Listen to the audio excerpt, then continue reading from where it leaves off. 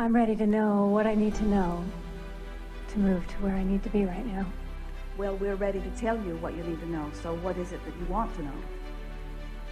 In other words, we could spend the rest of this week just feeling through your list, but you only get one question, so cough it up.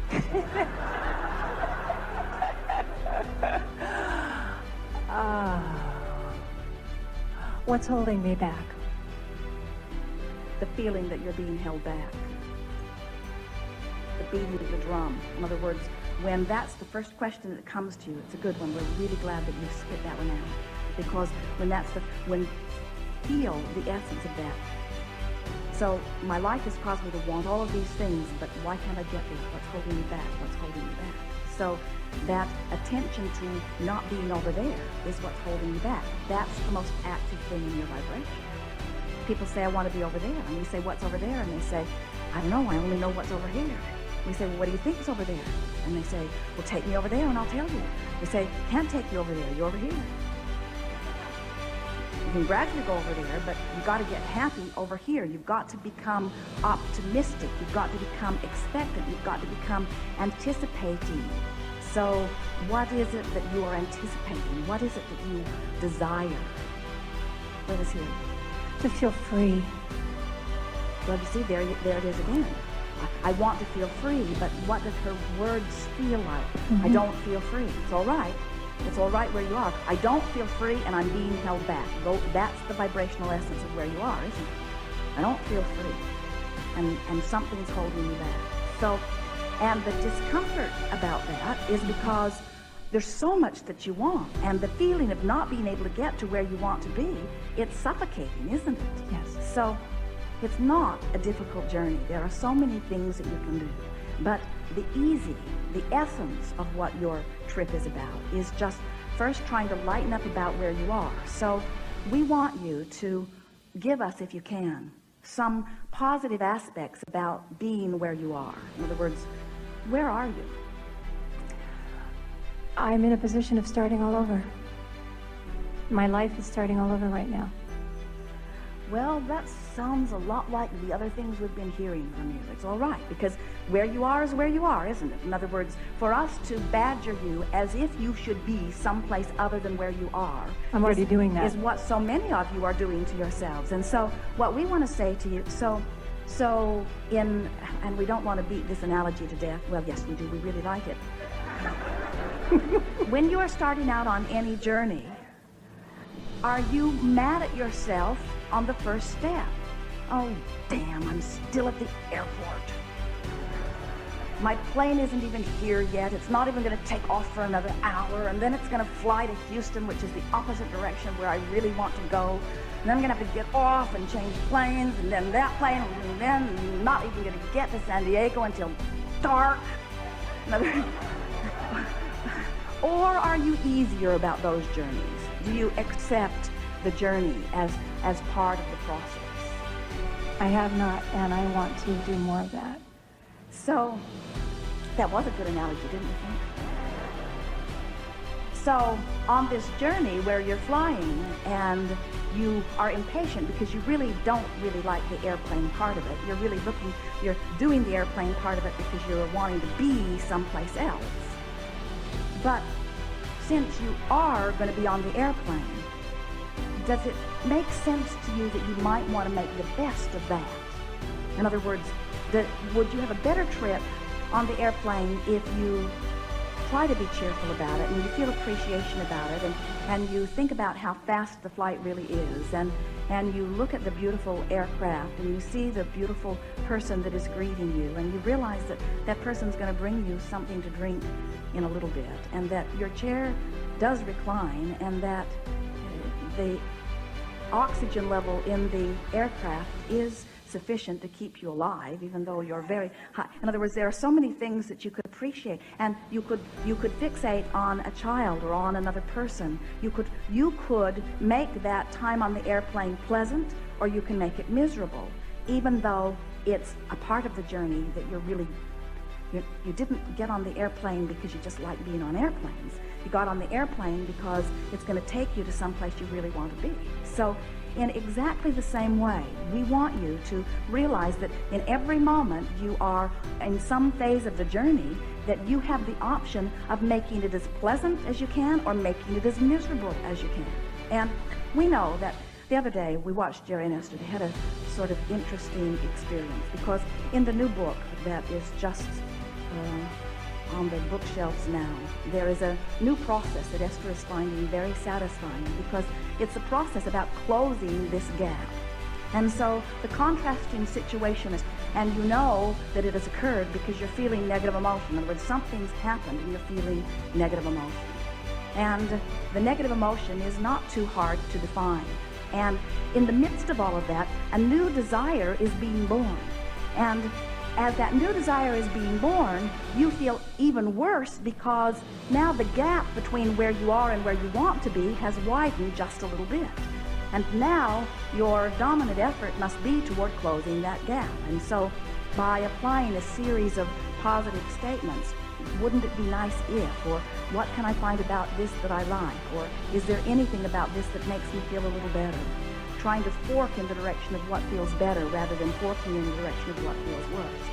And so Esther has made for herself a little computer program, and every time in the last week that she's felt a little or a lot of negative emotion about something, she has gone right to her computer and described the situation and described the emotion, and then she sits and she just writes until she feels better. And it is remarkable how quickly she can feel better. And it is also remarkable how often in the middle of that writing another page springs up. In other words, I thought, Esther said, that what I was really angry about was that while I was working on a recording process, that Jerry was out on the outside of the monster bus rearranging everything in the bottom portion of the coach, which is box after box after box after box after box after box of things. Just when I think I know where everything is, I can hear him out there banging around and moving things around. And I'm not going to be able to find anything because I can never remember where Jerry put something. So Esther is working on the recording, and Jerry can't remember where he puts things either. So Esther is working on the recording and getting increasingly agitated about it, and not doing any writing about it because she has other things to do. And then she went to print something, and the printer cartridge ran out. No problem. I'll go get my new printer cartridge. Easy to anticipate the end of this story. Now, Jerry had said to Esther, I saw some big cartridges in the second bin back, in a box under the window washing brush. I think it said 12A. And Esther said, no, the cartridge I'm looking for is 97A. So she discounted Jerry's excellent guidance and went right to the box where she knew where her cartridge was. And it wasn't there. Or in the one next to it, or the one next to it, or the one next to it, or the one next to it, or the one next to it, or the one next to it. She took every box off this big long conveyor tray that she pushes a button and a big tray comes out of the monster bus, and here are all of these beautiful black boxes. They all look exactly the same. So Esther opened every box, getting madder and madder and madder. And then she realized that it isn't about not being able to find something. It's about feeling that my life is out of control. In other words, it went deeper and deeper and deeper and deeper as she wrote. In other words, it wasn't just about not being able to find. It wasn't about somebody making an effort to put things where he knew where they were. It wasn't about what it seemed like it was about. As she began to write, it was about working in a confined space. It was about trying to get too much done in a short period of time. It was about not being able to, it was about not taking the time to put things where I want them to be. It wasn't even about, Jerry found it so interesting because Esther was all upset when he had made more effort than he ever made in his whole life to organize things, and she is more upset than she's ever been before. And why would that be?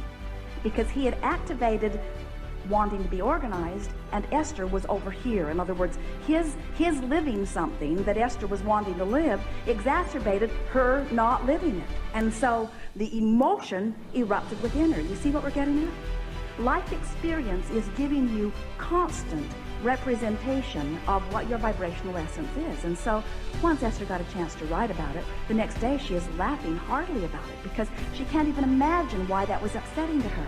And what we want you to understand is that it's okay that things are upsetting to you, because when something is upsetting to you, that means that there's vibrational discord that you want to know is there. In other words, how else are you going to soothe that and get into vibrational alignment if it isn't for these little insignificant things that come up that give you a chance to close the gap? So one insignificant thing after another, you close the gap, you close the gap, you close the gap about this, you close the gap about that, you close the gap about that, you close the gap about that, and before you know it, you've closed the gap. And now you're standing in this stable, good-feeling place where no one else can upset your apple cart, where nothing that is happening out there is upsetting to you, because the only thing that was ever upsetting to you to begin with is that you had split energy going on, you see. So we don't even want to talk too much to you or to Esther or to anybody about why the energy split. It's irrelevant. That's like Magellan saying, where have you been? It just doesn't matter. The question is, what can I do now to begin to close the gap between where I am and where I want to be? So, what is it that you want, that your current contrasting experience is letting you know that you want that you don't have? In other words, what is it that makes you want to sit here and plot a better course to it? Where is it you want to go? I want to know that I can trust that what I want to do is the right direction for me and not doubt it. Well, you have to start with easy things to gain that trust, because when you start with the things that really, really matter, you're not in a place where you can feel enough emotional difference. In other words, the difference between despair and anger is a very big vibrational difference. But if you're not used to paying attention to the way you feel, and you're not really aware of the relief that you feel as you make that move, you might get sort of lost in the vibration of it at first. It's better if you pick something that you don't feel so desperate about. When you're at a place where you're starting over. Now, are you really starting all over? No, it just feels that way in some areas. It's a really good response, because we were really ready to get after you otherwise. But what we had planned was so good, we're going to give it to you anyway. Okay. One day, a man was talking to us about losing his financial fortune. He had amassed quite a bit, and it went away all at once. It was a stock market thing, and he was feeling devastated.